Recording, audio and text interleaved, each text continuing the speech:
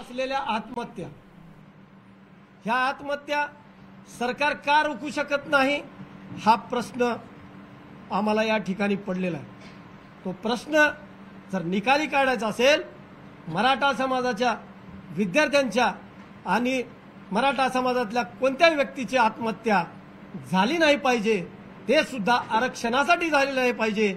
या बाबतीमध्ये आज आम्ही या सरकारला निर्वाणीचा इशारा देत असताना आरक्षण कसं मिळेल, आरक्षण कसं देऊ शकतात, या विषयावर आम्ही जे पर्याय समोर आम्ही सरकारच्या समोर ठेवणार आहे, ते पर्याय जे सत्य आहे तेच या ठिकाणी आम्ही कथन करणार आहे। कारण खरं कुठं तर समोर आलं पाहिजे आणि खरं हे बोललं पाहिजे, कारण ती वेळ आज येऊन ठेपलेली आहे। किती दिवस मराठा समाजाला चुकीच्या गोष्टी असो किंवा गोलगोल फिरवायच्या गोष्टी असो, आरक्षणाच्या विषयावर आम्ही सांगायचं, सरकारने त्यावर बोळवण करायची, प्रत्येक जणांनी सांगायचं। कुणीतरी उठतं 96-92चा विषय घेतं, कुणीतरी उठतं आणि मराठ्यात फूट आहे म्हणून सांगतं। अजिबात नाही, मराठा समाज एक संघ आहे, पुढे सुद्धा एकच राहील। परंतु मागणीच्या संदर्भामध्ये जर काय थोडंफार मतभेद आमचे असू शकतात, पण मनभेद आमचे कुणाचेही महाराष्ट्रामधील मराठा समाजासोबत अजिबात नाही। त्यामुळं कुणीही फूटची भाषा करत असताना स्वतःला पहिला तपासून घ्यावं। मराठा समाजाला घटनात्मकरित्या कशा पद्धतीने न्याय मिळेल यावर आम्ही सरकारसमोर 3 पर्याय आम्ही समोर मांडतोय आणि समाजाला सुद्धा या माध्यमातून सांगतोय। पहिला पर्याय आहे आयोग पुनर्गठित करून डाटा पूर्णपणे कलेक्शन करावं लागेल आणि मागासलेपणा सिद्ध करावं लागेल, तरच या गोष्टी पुढच्या होतील। अन्यथा मराठा समाजाला बरोबरचं आरक्षण देणं हे आजपर्यंत फक्त आणि फक्त पाटीत खंजीर आणि गाजर देण्याचंच काम झालेलं आहे। म्हणून पुन्हा एकदा पूर्ण डाटा कलेक्शन करून कायदा केला पाहिजे। दुसरा पर्याय, आमचा दाखला, आमचं महसुली कागदपत्र त्याच्यावर स्पष्टपणे हिंदू मराठा असा उल्लेख आहे। त्यामुळं मराठा म्हणून ज्या ज्या आमच्या वंशावळी निघतात, म्हणजे थोडक्यात उदाहरण द्यायचं, उद्या ऍडमिशनच्या वेळेला जात पडताळणीकडे ज्यावेळेस आम्ही देतो त्यावेळेस काय रिपोर्ट येणार आहे, मराठा म्हणूनच येणार आहे।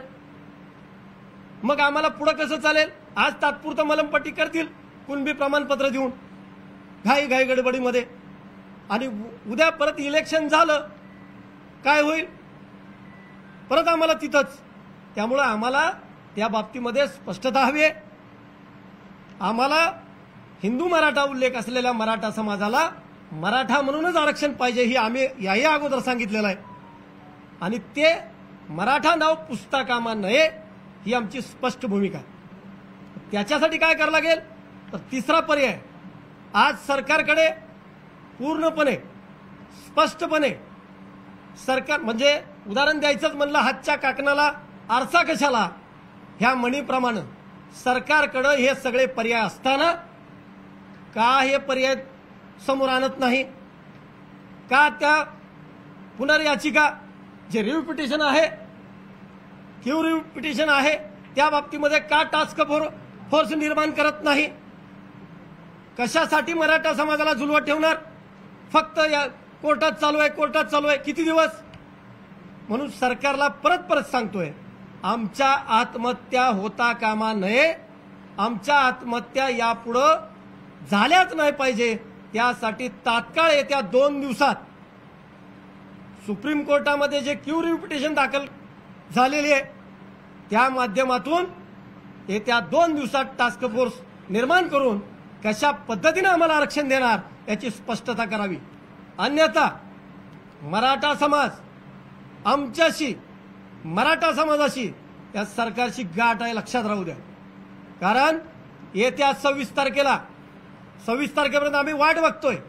त्यानंतर सरकारला सांगू इच्छितो, महाराष्ट्रामधून जे लॉंग मार्च निघेल मुंबईच्या दिशेने ते सरकारला झेपणार नाही एवढं या ठिकाणातून सांगेन। कारण ज्या वेळेस प्युरिफिकेशनच्या बाबतीमध्ये नेहमीच आम्हाला सांगितलं गेलं की त्यातून मिळेल। अरे कसं मिळणार आहे? आणि त्याला विरोधक सुद्धा खतपाणी घालतात। हे सगळे सारखे एका माळ्याचे मणी आहेत। त्यामुळं सरकार आणि विरोधी पक्ष यांनी आता मराठा समाजाचा छळ थांबवावा। कारण जे काय महाराष्ट्रामध्ये आता वातावरण सुरू आहे ते वातावरण कोणाशीही पोषक नाही। मराठा समाजाचा आरक्षण विषयावर अंत पाहू नका। कुणबी प्रमाणपत्र विषय राहिला, कुणबी प्रमाणपत्र सरसकट मराठा समाजाला देण्याचा कसं देऊ शकतात? जे कुणबी प्रमाणपत्र मागणी केली सरसकट द्या म्हणून, त्याचाच मी तुम्हाला आज या ठिकाणी पुरावा देतोय। आमचे मराठा बांधव किशोरजी चव्हाण जे छत्रपती संभाजीनगर येथील आमचे मराठा बांधव आहेत, त्यांची एक याचिका होती की 2016 मध्ये आमचे सहकारी आपल्याला त्याचं वाचन करून दाखवतील। तत्पूर्वी मी आपल्याला एक व्हिडिओ त्यांचा दाखवतो, कारण त्यांनी स्पष्ट एका आपल्याच चॅनलच्या माध्यमातून महाराष्ट्राला दाखवून दिलेला आहे की या कुणबी प्रमाणपत्राच्या बाबतीमध्ये मागणी आणि त्याचं समाजावर परिणाम। मी आपल्याला हे व्हिडिओ दाखवतो।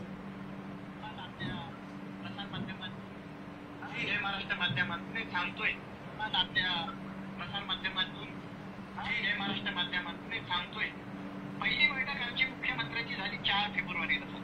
4 फेब्रुवारी 2023 तयारी आजची करतो। आज तरी आपण ऑगस्ट ऑक्टोबर मध्ये आहोत, ठीक आहे? हा, म्हणजे हे फेब्रुवारीला मीटिंग झाली, त्याच्यातही हेच मुद्दे होते, त्याच्यात इतरही मुद्दे होते। आपले 14 मुद्द्याला माननीय मुख्यमंत्र्यांनी मान्यता दिली, त्यातही काही मुद्दे आपले पूर्ण झालेले नाहीये। म्हणजे हे आजचाच मुद्दा नाहीये। आणि दुसरा अजून एक महत्वाचं तुम्हाला सांगतो, जी कुणबी जात प्रमाणपत्र देण्यासंदर्भात आमचा विषय नव्हता। आमचा विषय आहे महाराष्ट्रातील मराठा समाजाचा ओबीसी समावेश करा, नंबर 1। दुसरा मुद्दा आमचा असा होता की मराठवाड्यात जे हक्काचं आरक्षण आहे ते आम्हाला पुन्हा देण्यात यावे। लक्षपूर्वक आहे नाही, पहिल्या वेळेस जो संभ्रम आहे तुमच्या माध्यमातून महाराष्ट्राचा संभ्रम आपण दूर करूया। पण जी समिती पहिले नियुक्ती झाली, हो, ही समिती झाली महसूल अपर मुख्य सचिव यांच्या अध्यक्षतेत पहिली समिती नियुक्त झाली।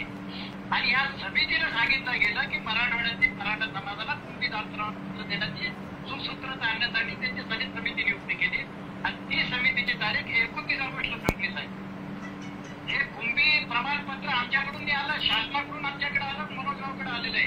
हे लक्षात घ्या, हे आमच्या डोक्यात नव्हतं येत। मनोजची मागणी नव्हती, माझी नव्हती। आमची मागणी काय? अत्यंत महत्वपूर्ण खुलासा या चर्चेत झालाय आणि तो किशोर चव्हाणांनी केलाय की मनोज जरांगे हे मराठ्यांना कुणबी प्रमाणपत्र मागतच नव्हते। सांगतो खुलासा आत्ताच्या या चर्चेत सांगतो। आज आमचे जे सहकारी बांधव आहेत मनोजजी जरांगे, आज आंदोलन गेले 1.5 महिन्यापासून सुरू आहे, उपोषणाला बसलेले आहेत। मराठा समाजाला, विशेषतः गरीब मराठा समाजाला 50% आत ओबीसी मधून आरक्षण मिळावं या न्याय हक्कासाठी बसलेले आहेत। आज त्यांच्या माध्यमातून महाराष्ट्रातून घराघरातला मराठा समाज एकत्र उतरलाय, रस्त्यावर उतरलाय, सभेच्या माध्यमातून उतरलाय। मनोज जरांगेला माझा सॅल्यूट आहे, कारण आज तो मराठा बांधव स्वतःला उपाशी ठेवून समाजाच्या न्याय हक्कासाठी लढतोय। परंतु मराठा समाजाला सरसकट कुणबी प्रमाणपत्र द्या या विषयाच्या मागणीला आमचा विरोध किंवा सपोर्ट या दोन्हीचा विषय मी खुलासा करतो।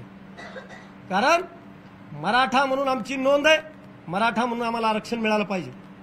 कुणबी प्रमाणपत्र देण्याच्या संदर्भामध्ये त्यांच्या जे बाजूला बसलेले मार्गदर्शक आहेत, सहकारी आहेत, त्यातले हे किशोर चव्हाण आमचे बांधव आहेत।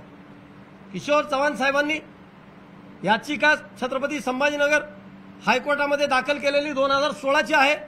त्या याचिकेमध्ये स्पष्टपणे हायकोर्टाने सांगितलेलं आहे की हे कायदा महाराष्ट्र शासनाच्या किंबहुना या देशाच्या कायद्यामध्ये कुणबी प्रमाणपत्र देण्याचं कुठंही तरतूद नाही सरसकट, त्यामुळं फेटाळण्यात आलेली आहे. मग एकदा फेटाळल्याच्या नंतर परत आपण कुणबी प्रमाणपत्र मागतोय, ठीक आहे, परंतु त्याचा खुलासा आपल्या टीव्ही मीडियाच्या माध्यमातून किशोरजी चव्हाण केलेत. मग याचं काय नेमकं दिशा कोणती, मराठा समाजाला कशा पद्धतीनं दिशा दिली पाहिजे किंवा मराठा समाजाला न्याय कसं मिळालं पाहिजे यावर का स्पष्टता नाही. ती स्पष्टता असली पाहिजे. म्हणून आमच्या मराठा समाजामध्ये अंतर्गत मतभेद फक्त या शब्दाशी असेल, परंतु मनभेद अजिबात नाही. सरकार आणि विरोधकांनी आता मराठा समाजामध्ये फूट पाडण्याचा अजिबात प्रयत्न करू नये. आम्हाला मराठा म्हणून 50%च्या आत ओबीसी मधून आरक्षण ही मागणी स्पष्ट आहे, परंतु जे सरकारच्या समोर पर्याय आहेत त्या पर्याय सुद्धा मी या ठिकाणी आपल्याला सांगितलेलं आहे. आज जे सुप्रीम कोर्टामध्ये दाखल केलेली याचिका आहे ते क्यू रिव्ह्यू पिटिशन, त्या पिटिशनच्या बाबतीमध्ये एकदा सरकारने खुलासा करावा, टास्क फोर्स निर्माण करावा आणि तात्काळ जलद गतीने मराठा समाजाला आरक्षण मिळण्याचा एकमेव मार्ग आहे, तो मार्गाच्या बाबतीमध्ये सरकारने खुलासा करावा. ही आमची स्पष्ट भूमिका आहे. का सरकार आमची आत्महत्या वाढावं म्हणून वाट बघते का? या सरकारला मी त्यामुळेच इशारा देतोय की मराठा समाज लवकरच येत्या 2 दिवसात जर सरकारनं निर्णय नाही घेतला तर लॉंग मोर्चा मुंबई या ठिकाणी आम्ही काढू आणि तो सरकारला परवडणारा नसेल एवढंच या ठिकाणी सांगेन. आणि याचिकेच्या संदर्भामध्ये आणि या विषयावर आमचे सहकारी बोलतील. सर्वांना जय शिवराय. गेल्या 6 मे 2023 पासून तुळजापूरचं आई भवानीचं दर्शन घेऊन मराठा वनवास यात्रेच्या माध्यमातून आम्ही समाज बांधव त्या ठिकाणी मराठा समाजाला सरसगट 50%च्या आत मराठा म्हणून आरक्षण मिळालं पाहिजे, तेही ओबीसी मधून, एवढी भूमिका घेऊन आम्ही 31 दिवस पायी चालत 6 जूनपर्यंत मुंबईत आलो आणि जवळपास 96 दिवस या आझाद मैदानावर आम्ही तळ ठोकून त्या ठिकाणी आंदोलन केलं. म्हणजे आमची मागणी ओबीसी मधून 50%च्या आत मराठा म्हणून जे आहे ते पूर्वीपासूनचे आहे, ते 6 मे पासून, किंबहुना त्याच्या आधी 23 मार्च 2022 रोजी शरद पवार साहेबांच्या घरावरती जे आम्ही खंजीर आंदोलन केलं तेव्हापासूनची आमची ती मागणी आहे.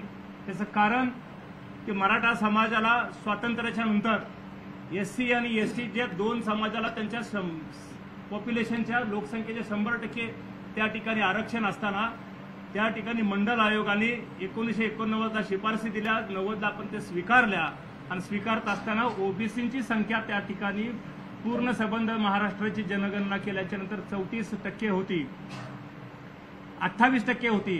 याचाच अर्थ त्याचं निम्म पॉप्युलेशन म्हणलं तर 14%, 20 आणि 14 34%. 23 मार्च 1994ला त्यावेळेचे तत्कालीन मुख्यमंत्री पवार साहेबांनी ते उरलेलं 16% आरक्षण हे ओबीसी मध्ये वर्ग केल्याने ते 50%ची कॅप पूर्ण झाली असं त्या ठिकाणी संशोधन आपल्याला दिसतंय. आम्ही सातत्याने मागणी करत आलो की ते जे 16% तिकडे आमचं वर्ग केलंय ते आम्हाला द्या, त्याच्यामध्ये मराठा समाजाला ओबीसी मध्ये मराठा म्हणून 50%च्या आत बसवा.